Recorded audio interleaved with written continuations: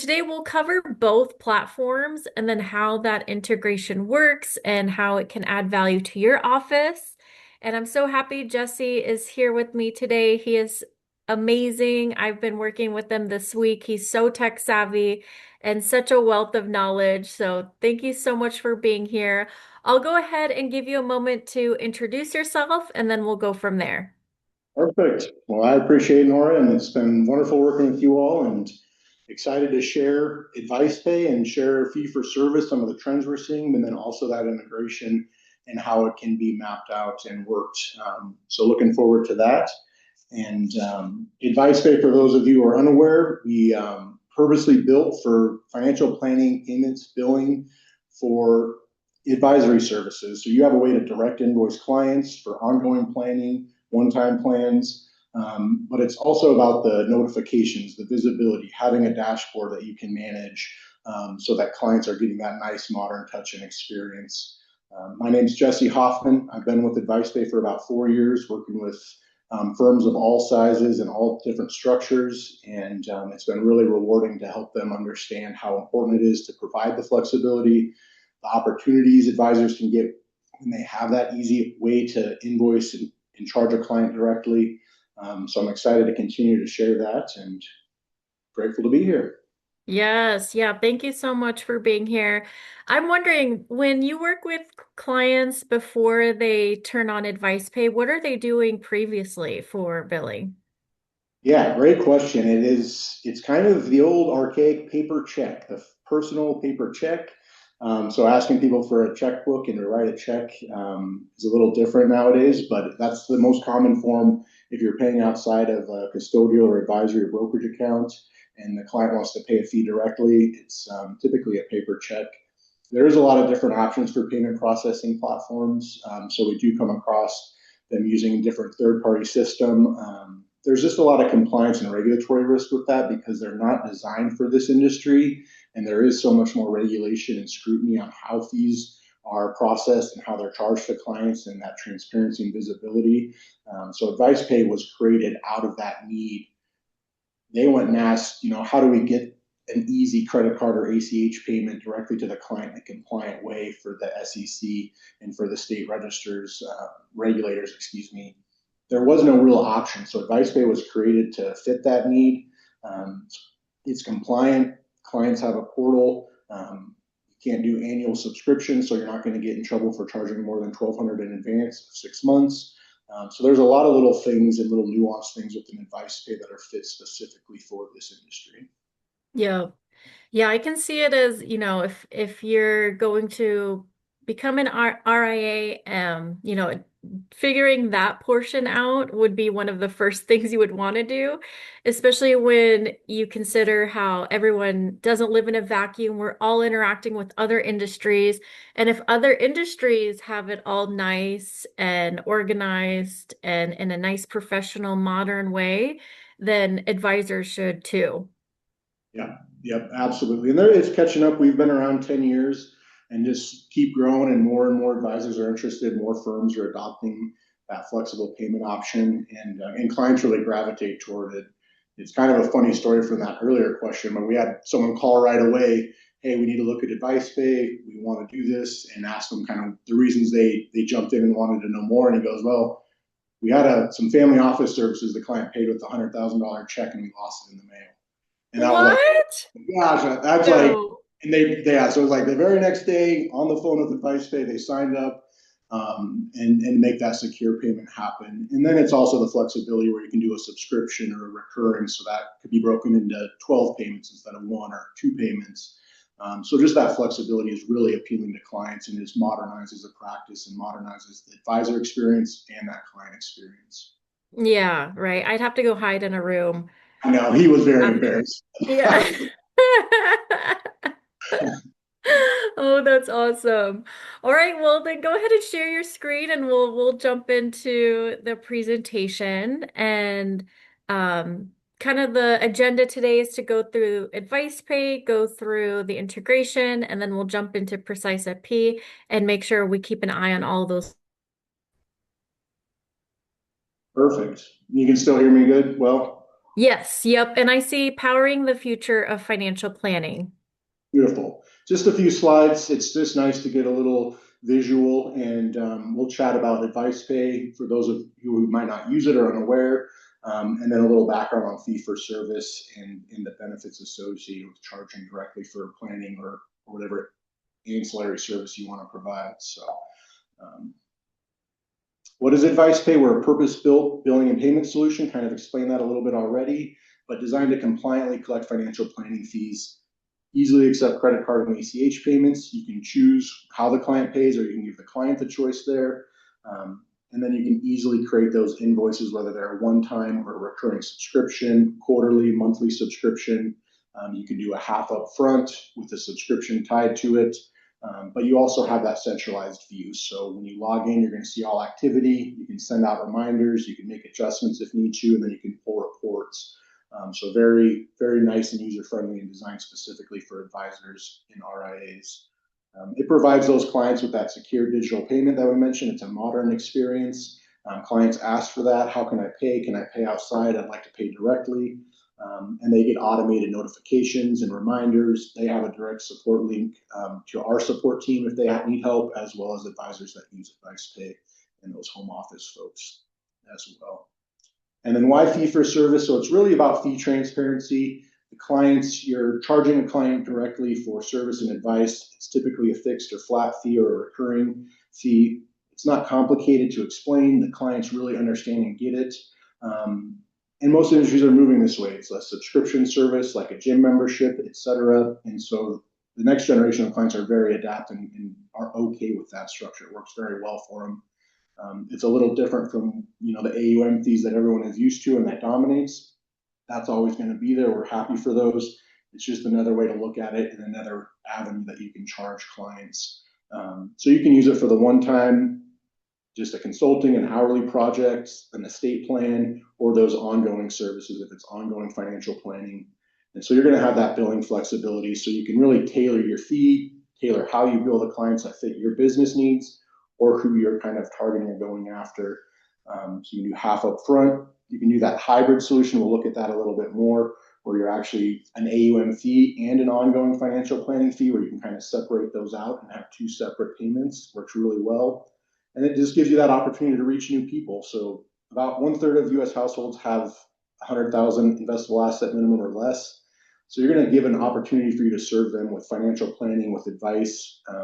And then you can also complement those AUM relationships. If your clients today are asking for additional services, tax planning, estate planning, some consulting projects, you're going to have an avenue to say, it doesn't fit under what our current agreement is, but I can invoice you directly. This is what's going to be. It's etc. These are just some of the information. We release a trend report. I'll have a QR code at the end of this that you can scan for our trend report. We release it in March every year. And this is just a nice graph to kind of see that historical averages for monthly subscriptions, quarterly subscriptions, and one-time fees have all just gone up year over year. So the average one-time fee is $16.76. And then your average monthly subscription fee is $291. So you can kind of equate an ongoing financial planning relationship on average is about $3,600 in annual revenue. That's obviously the average. We see firms that have bespoke family office style practices, and those monthly subscriptions can be significantly higher.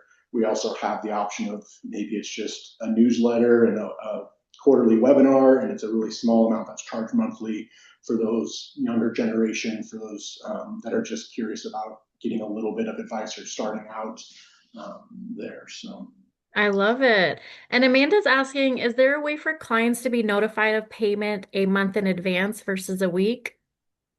there is, we did release some new features that I will walk into in the demo. So we call it like the invoice date is separated out from the due date. So you could put an invoice date way before it's due, and they're going to get that notification a month out. So we do have some flexibility, and I can show what that looks like when I'm building it out. Really nice. And with that previous slide of the graph and the prices changing over time, which I'm so glad that's happening because I feel like advisors are undercharged often, and a lot of people keep people grandfathered in despite a lot of the time and resources that they eat up for the firm. How do you see offices handle increases when they are getting ready to charge more? Yeah, that's a great question. We definitely have, I think there's some information we have in our trend report on that. Like when we survey everyone, we ask them, do you plan on, raising your fees or staying the same and what kind of percentage? So we have some of that broke down in our trend report. And that's always a tough conversation, but I think it's one with AdvicePay, you can have auto escalations. So you can have annual escalations built into the ongoing subscription. Oh, And that's, nice. yeah, so that helps because the client's agreeing to it beforehand, and then it's obviously going to be part of the agreement, so they're aware of it. So you can have it kind of automatically in there, or you can just kind of do that point in time. We've evaluated, this is the services we've provided. So it's really justifying that value and spelling it out for the client.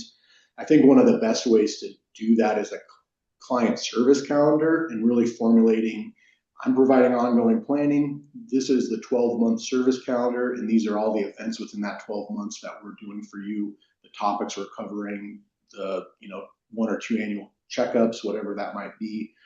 So providing that information provides the value and really justifies that fee increase. So a tough conversation, but most clients are understanding. For professional services, prices will eventually go up as costs go up to support those firms and practices. Nice. And do you find that some offices have a grandfathered group in to pricing?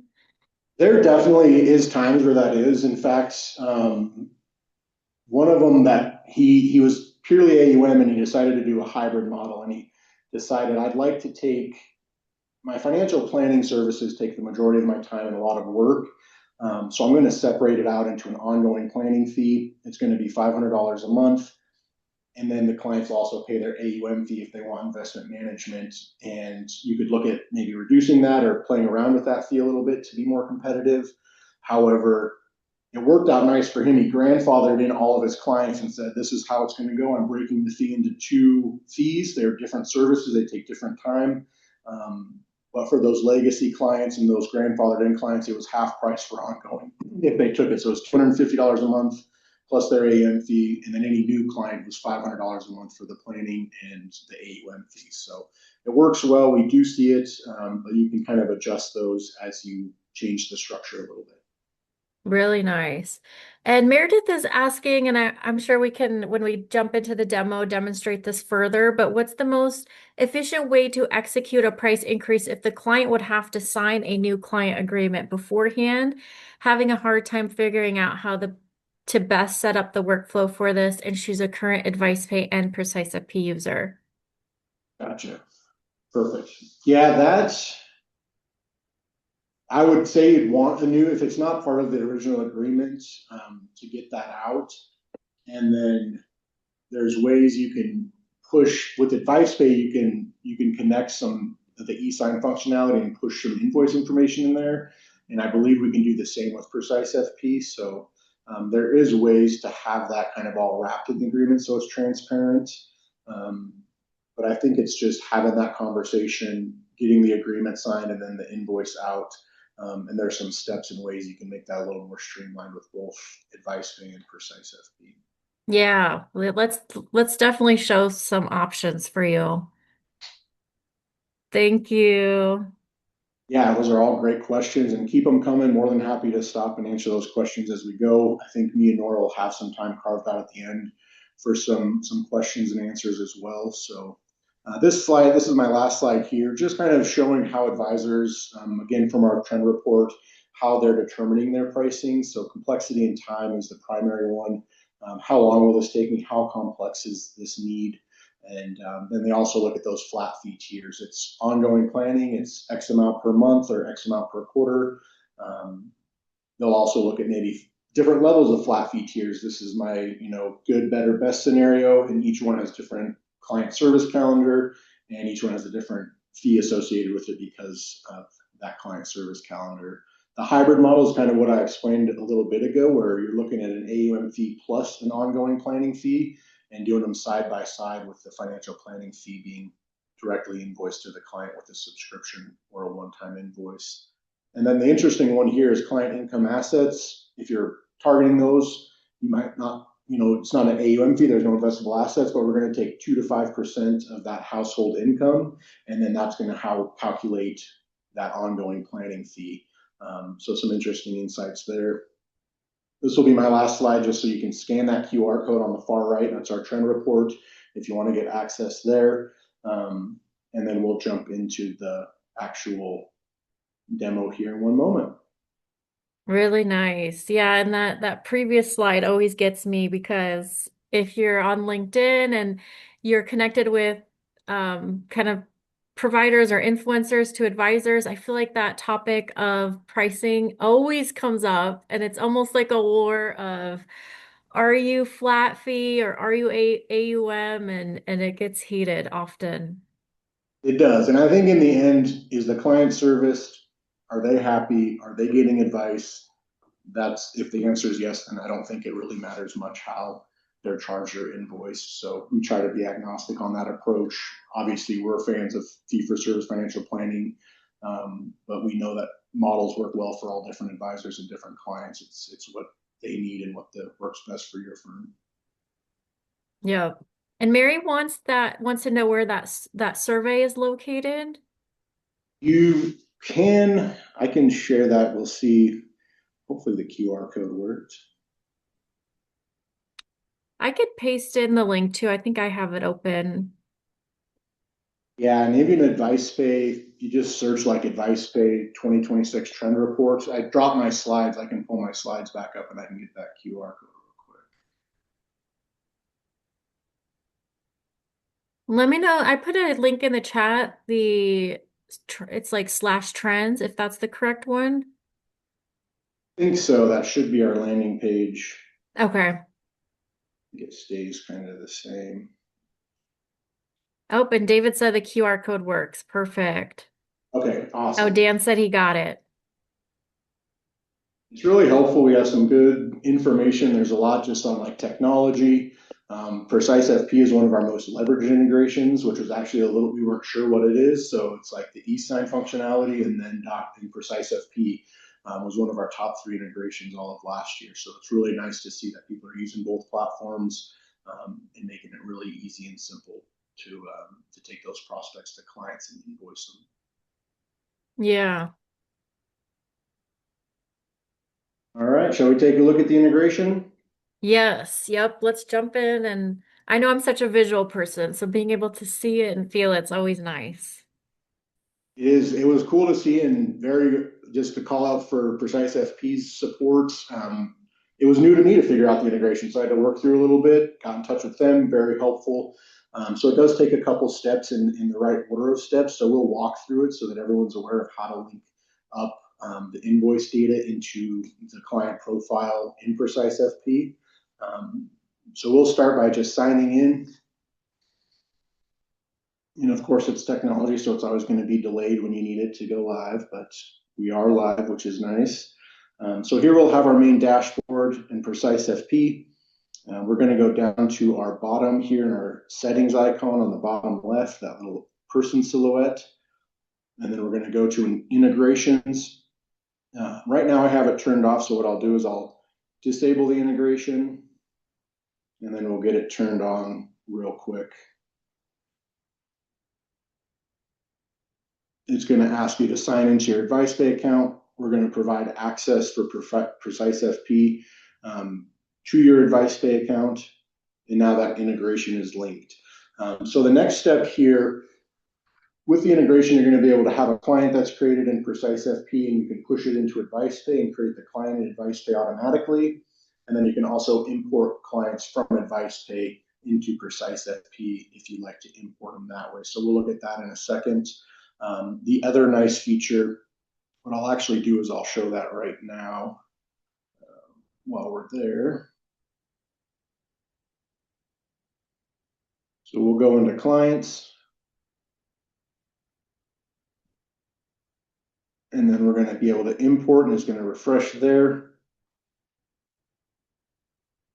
Oh, sorry, I hit the wrong button. This plus sign on the top right. and then you're going to click import, and then you're going to click on that existing record. Let's see if I can find the one.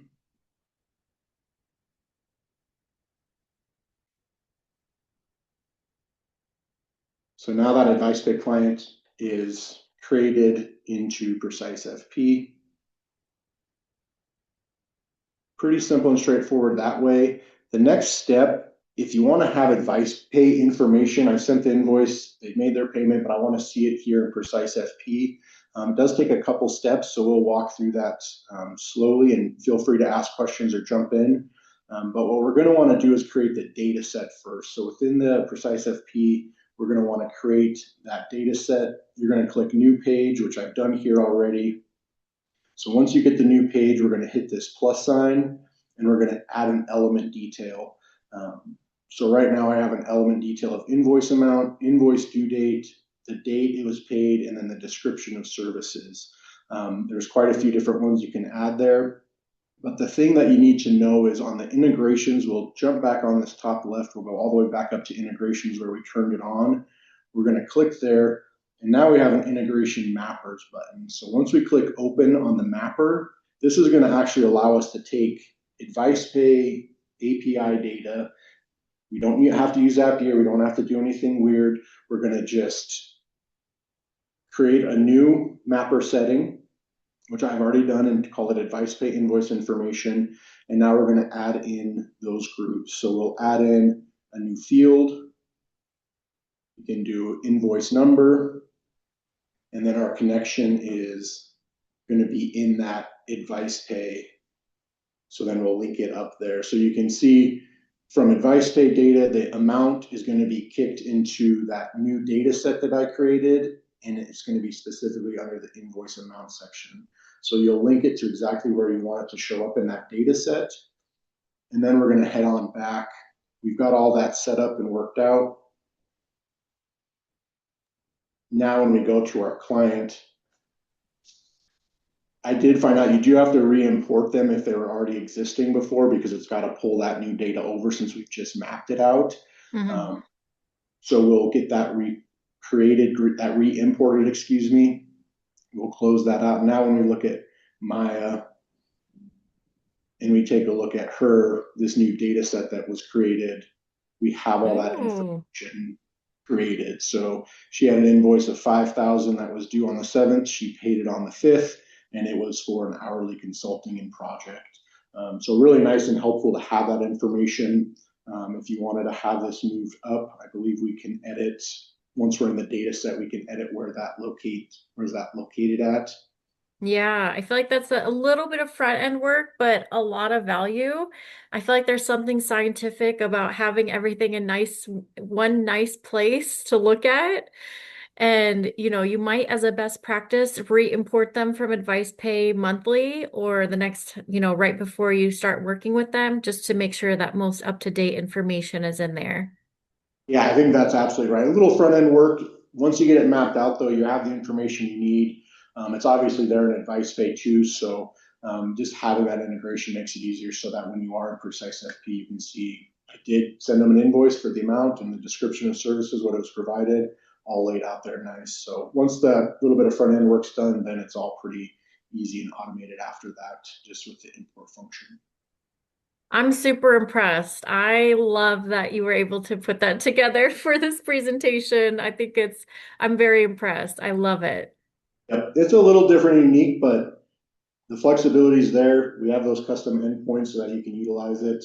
And then the next step is, yeah, just getting the invoice out and making it really simple. So Yeah. Do you want to show an advice pay of how, the invoicing works and things like that? I could have probably started with AdvicePay too. I went right into the integration. I was ready to share. I was excited to share. I was excited too. That was slick. I like that. What we'll do actually, we'll make it a nice, simple. Um, we're going to add a prospect, so we'll add a first name. Yeah, first name, last name, email. Sometimes that's all you know on a prospect. So, That'll be the bare minimum required.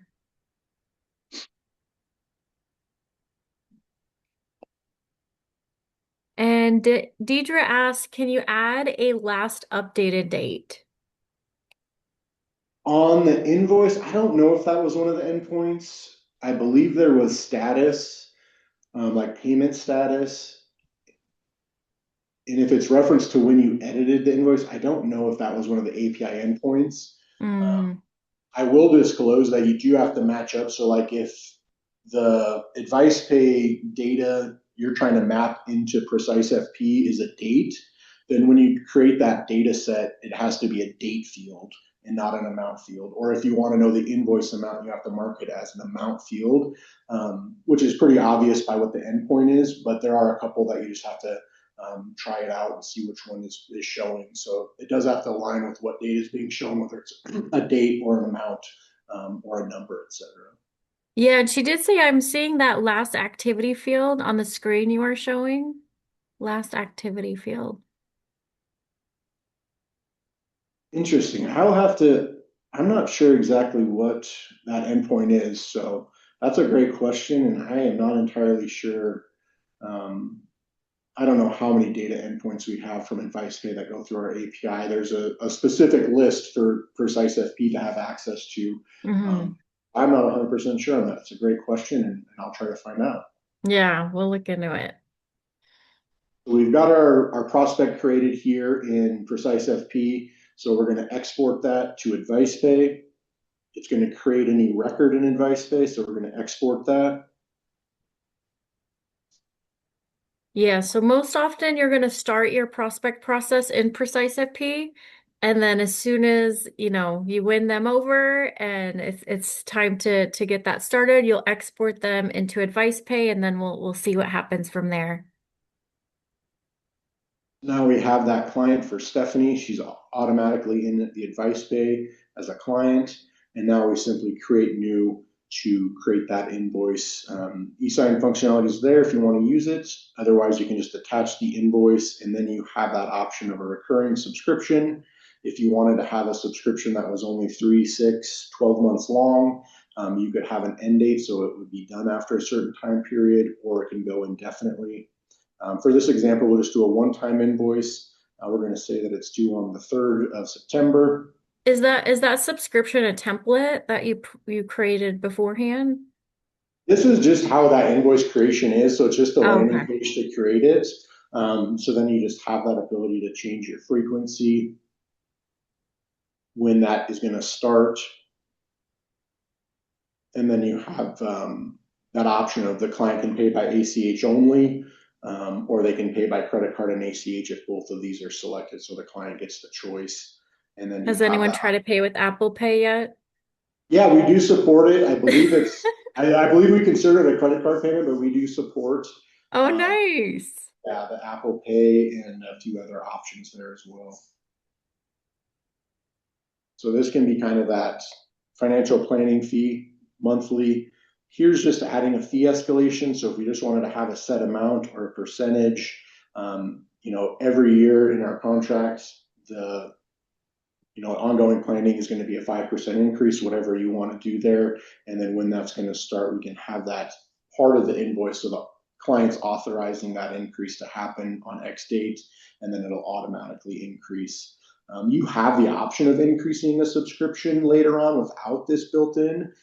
It's just going to notify the client beforehand and say, hey, Jesse sent you an invoice and they're updating the monthly subscription from 500 to 525, and then the client just has to click accept.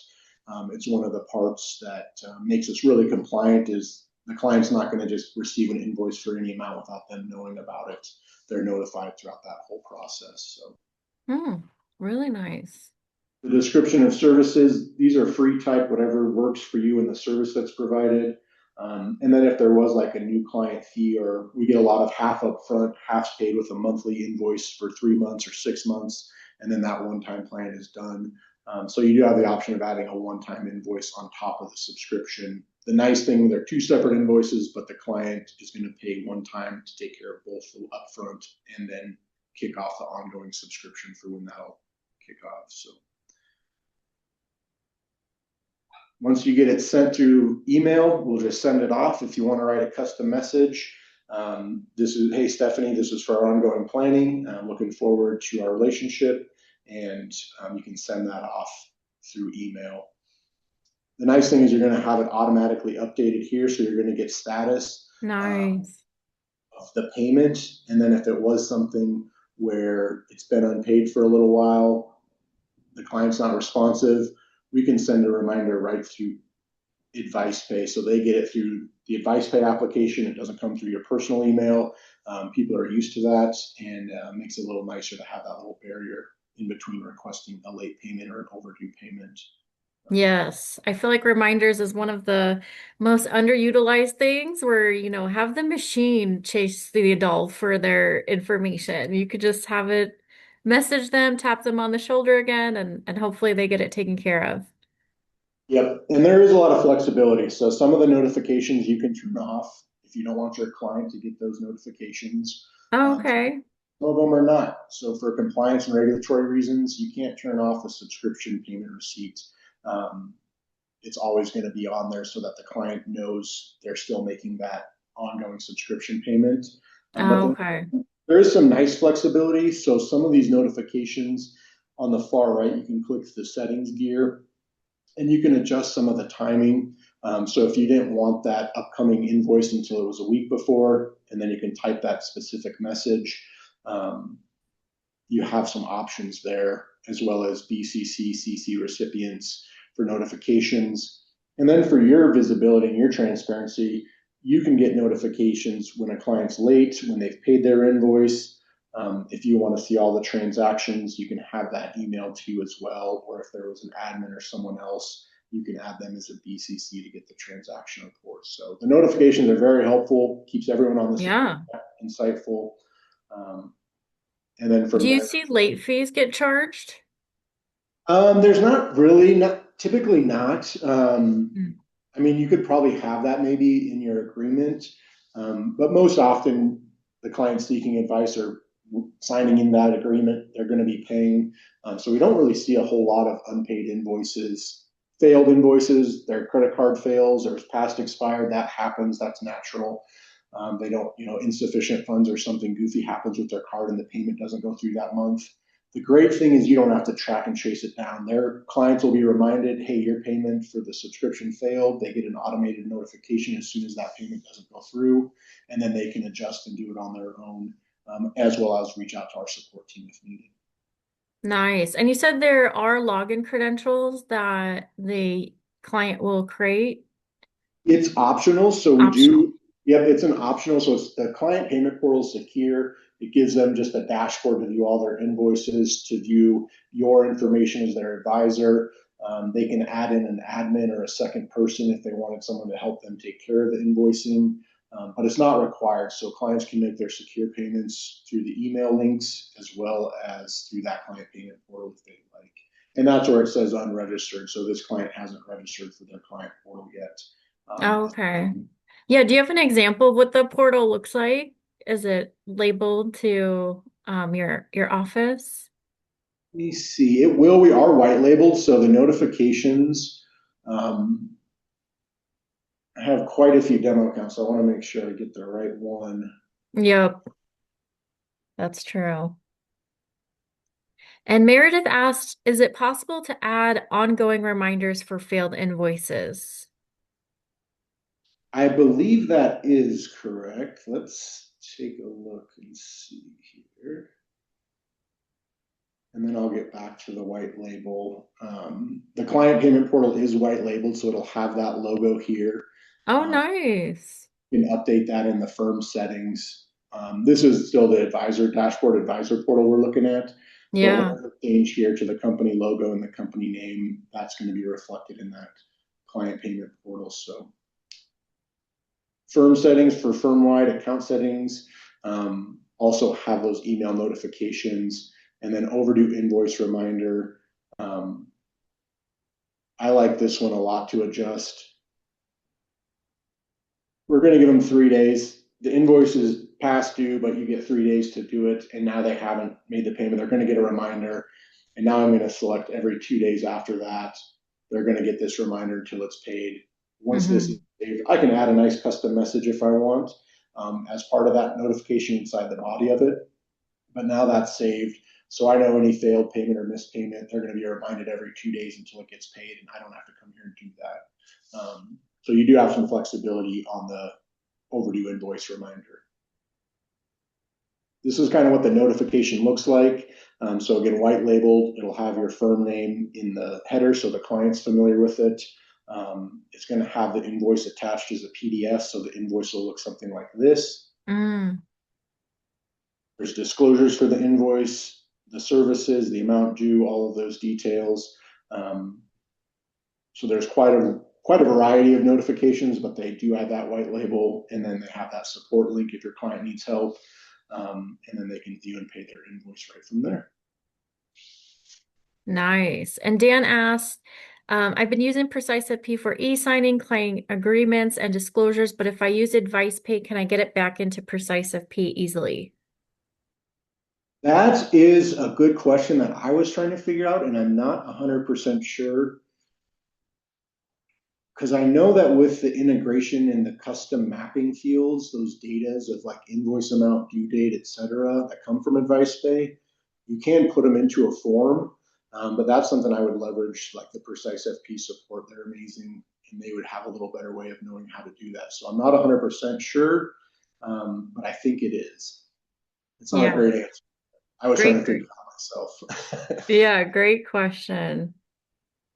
All right, perfect. So thank you so much for showing all that and walking through it all with us. That was so helpful to see, and I can see how that is just one thing that could be off of your list that, allows a lot of resources to get off of that task from the team.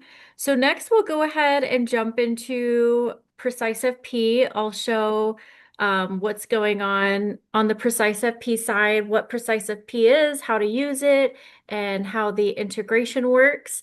You'll notice right now I do have one of our users that did a webinar with us recently. This is Brenton Harrison, and I just want to show just because we were talking about the pricing and all of that, this user just came to mind. And like I said, I'm such a visual person, so I just wanted to show when you go to his website, meeting, what you're going to see next is a PreciseFP form. So you could always take a PreciseFP form and do what we call web publish, where you're taking that form and you're embedding it onto your website or into your email signature or into your social media post, whatever. And I just want to show that if we go through this, he's asking for basic information on this page. But I like to go to this page. He puts a video here that you can embed. But then there's also, in regards to pricing, what he likes to call as respectful friction. So right here in that PreciseFP form, when prospects are coming across your website and they're looking and interested in your services, you'll notice it's very clear and communicative here, kind of his ICP, his customer profile, and this allows people to agree to that pricing before they move on to scheduling a meeting. So you might consider adding something like this into your process. I know he specifically said it shaves hours off of having meetings that just are not a right fit because, you would have that meeting time and then you would share your pricing and they'd be like, okay, hold on, I'm not interested. Where putting it up front in this part of the process, he found that it is very helpful. So they would have to agree in order to move on to schedule. And he even embedded a link here where he put in some comparisons to what other advisors might be charging. So that way, if he's not a good fit, there's a resource list here of people that might be a better fit. How So, helpful that is, and definitely just that transparency factor. that makes it really nice and easy to know what you're getting into and comfortable with it. And if not, then you're not going to move forward, and the advisor doesn't have to go through that process without a client at the end of it. Yeah, right. I mean, when I saw it, I was like, wow, that's risky. That is risky right there, putting it all up front and Yeah. even providing competitors and stuff. But when he went into how it saves him time later of meeting, not having to meet with prospects that aren't a right fit, and kind of that, if they get past that agreement and past that, they're already like bought in. The conversion rate's like 99% because they're invested in it. Yeah. And it's clear they don't have to guesswork. And yeah, it is. It takes a lot to put that all out there, but we see a lot of benefit with just having your pricing out there, or an outline of what it could be. If you didn't want Hmm. specific numbers, you can at least spell it out how it might look. So very cool to see. Thanks for sharing that. Yeah, sorry, I had to share that. It just made me think of Brenton when we were going through everything. But so for PreciseFP is a data gathering software. So it was built by advisors for advisors. So the most common use case is going to be onboarding. So typically when you're onboarding, some offices have described it as like a interrogation where you're face to face with the client and you're asking some of their most personal life details. And they wanted a different way to get all of that information that they need. So PreciseFP came about to address that.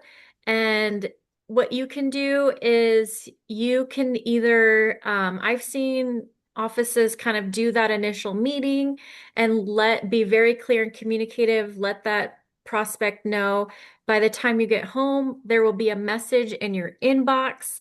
Click on that message and it'll take you into the platform.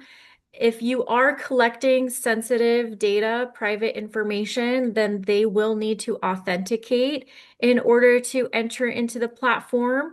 But as soon as they authenticate, the nice thing is that your clients or prospects will then, from that point, be filling out their own information. So that way, that good, clean data that somebody is hopefully filling out, if they're filling out themselves, hopefully it's all the right information. That good, clean data will then go to you and all of your other platforms, including AdvicePay. So it's a way that people are used to. I always compare to other industries where, like I said, we're out there and we're using all sorts of different service providers. And even if you go to the doctor or the dentist, you're going to get a text message to your phone the day before your appointment that says, fill out this intake. And I know a lot of the times when gotten that message, especially from the dentist, it's usually blank. And I'm like, oh, I've been going to this office for years. I don't know why I need to fill out everything from scratch again, especially when you have to fill it out for all the kids too and spend all that time. So PreciseFP is nice because it'll always pre-fill the information that you have on file. So that leads me to the next use case that's most commonly done is for um, data maintenance. So before a client review, you might send a pre-filled form over to your client and ask them to give their information a once over and either update anything that's missing or fix anything that's incorrect. And then you would be able to see that before the meeting and then update all of your other platforms. But this is an example of that email I was talking about where all of this is customizable. This office chose to create a numbered list of all of the items that they expect to receive in the engagement. So that way, this kind of helps to increase the completion rate because as they get that message, they're going to kind of see if they have everything gathered or if they need to grab something, and then they could jump in and get started. And what's great is most browsers, most cell phone browsers will pre-fill information as well. So, it's just a matter of going through the fields. And If I go back into PreciseFP, we do have a form library. If I go to the templates and I click on form library, there are about 40 different forms that are pre-built here for you to use as a starting point. So you don't have to reinvent the wheel. You can choose one that already exists, and then you can customize it further. So a lot of offices say they like to just grab one of those templates, and you do want to dedicate some front end work of branding it and making sure that, your logo's there, your headshot, your team picture. Maybe you customize some of the language. You could put some of that respectful friction, but then also make sure that the fields that you need are set as required. So that way somebody can't just jump forward and not fill out their social security number, for example, when you actually need that in order to move forward. And that way you don't have to, have to call them back later and ask those questions.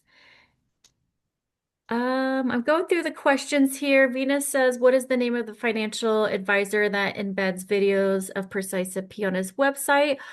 This is Brenton Harrison from New Money, New Problems, and I'll go ahead and paste that into the chat as well. So you have his website to refer to follow up today.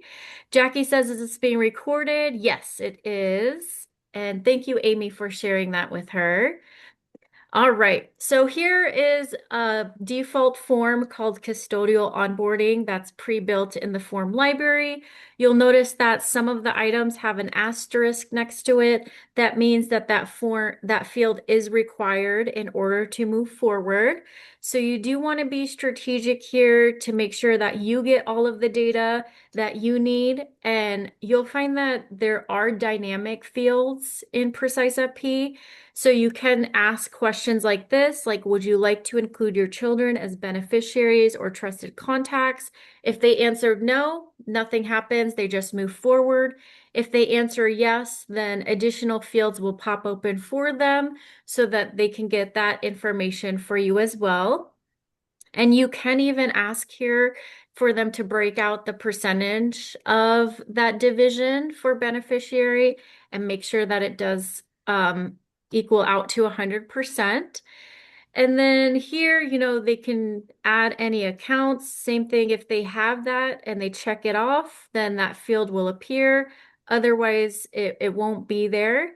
And so what I see done with PreciseFP, and you'll notice the questions just keep going. But a lot of offices like it because you can send one link and you can gather their information. You could even embed a risk tolerance questionnaire into this fact finder. You could even embed your calendar into this fact finder. So then you're providing them with one link, and then they're filling out their information, they're completing their risk tolerance, and then they are scheduling a time and date with you on your calendar. So it is a really nice kind of premier firm way to communicate with your clients and prospects, get the information that you need, make sure that the information on file is the most up to date, and then you can make sure that that muscle memory is created of, they're used to this process. Now, jumping all the way back to when we first started the session, Meredith, I remember you asked what is the most efficient way to execute a price increase. Um, I did want to kind of touch on that and my thoughts on that. If you don't know, within PreciseFP, if I go to my templates, there is a new feature here called with AI. So if you click on that plus sign, you'll find this sparkle icon throughout the platform that says generate using AI. And what I did, and I use Claude to help me out with this, is I put the question that Meredith provided and I asked Claude to create a prompt for me to address that. So you're going to want to make sure you give this a once over and make sure that everything here is matching what you're looking for.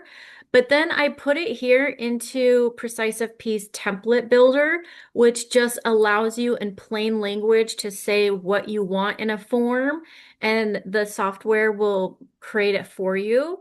So while we were talking, I did generate this, and I can go ahead and preview it out so that way we can see what it would look like client facing. And like I said, definitely dedicate some front end work to put in your branding, your logo, your headshot, test this completely, make sure that everything is in good order, the way you want to see it. But this just created a form here that might be what you're looking for, where it's going to ask for the client's information. It's going to summarize those changes and all of this you could pull from AdvicePay, maybe the updated fee schedule. And then I I see here that it created acknowledgement that the fees are being updated, and then that e-signature that PreciseFP has is there as well. So this was just done using Claude and the AI template builder that you might consider using. And then I think this bottom part, we would want to take that off. I can't imagine why this would be client facing. So despite, Claude creating that into the prompt, we might want to go ahead and remove that. But this is an option for you to use the information from both softwares and consider this into your workflow as well. Pretty awesome. You solved the problem right when we needed it. That's cool. Yeah, I tried. I tried. That's pretty slick. That's a nice way to do it. Yeah, so definitely, if I go through some of my other templates here, I've used AI to generate questionnaires for job changes. Maybe somebody had a new child. Maybe you want to do milestones of ages. Those are some that I have created as well, that you can check out. And I could always share the prompt with you if that's what you're interested in. But otherwise, that's kind of the 101 for PreciseFP. What Jesse showed in the beginning was definitely more of a 201, 301, where you can go further beyond what's defaulted in the integration syncs and add to that, which I was so excited to see all of that shown in today's presentation. But otherwise, PreciseFP does offer a free trial. If you go to PreciseFP.com, you can sign up. There's a 14-day free trial. You can turn on your integrations. You can create some forms, use it internally, or test it out with your next prospect or client coming in and see if you'd like it. But otherwise, I'll pass it back to Jesse. Was there a free trial for AdvicePay as well? Yeah, we do have the same a 14-day free trial. AdvicePay.com. You can sign up there. Get your account set up the same day. We do vet every account, so it takes about 24 hours before you can actually send an invoice and collect money. Just want to verify every person that signs up for AdvicePay is who they say they are and they're associated with an RIA. So yeah, you get a 14-day free trial. Really easy to set up. You can white label it, get everything kind of set up and ready, and then start getting paid for financial planning. That's amazing. Thank you so much for sharing that. I'll take a look very quickly to see if we missed any questions. If you have any follow-up questions that you didn't get answered today, feel free to reach out. Jesse, is there a way that they could reach out if they have additional questions? Yeah, additional questions, just sales@advicepay.com. You can reach out with any questions, and then there's also some places if you on our website if you want to contact us through there as well. Yes, yeah, so helpful. And with PreciseFP, there is that chat button that Jesse was referring to on the bottom right-hand corner of every screen. Even before you're in the platform or signed in or starting a trial, you could always click on that chat icon and we'll be sure to reach out or respond back to you. Awesome. Well, that was so helpful to just talk shop about where the industry is right now in regards to fees and how that is being handled in the moment. And it was really nice to see how easily it can all be done and in a nice, clean, organized way. Deidre said, excellent presentation, loved the clear examples. It was very nice to be able to talk with you, share AdvicePay, that integration. I think you can definitely see some value there where you just, the less you have to click in and log in to see information, the better. And getting those forms out, that was cool to see on the website and how those forms are built. And that's our goal, is help people live their best lives and make it easier for advisors to get paid for providing advice. Yes, yeah, definitely. All right, perfect. Well, thank you all so much for attending. Have a great upcoming weekend and take care.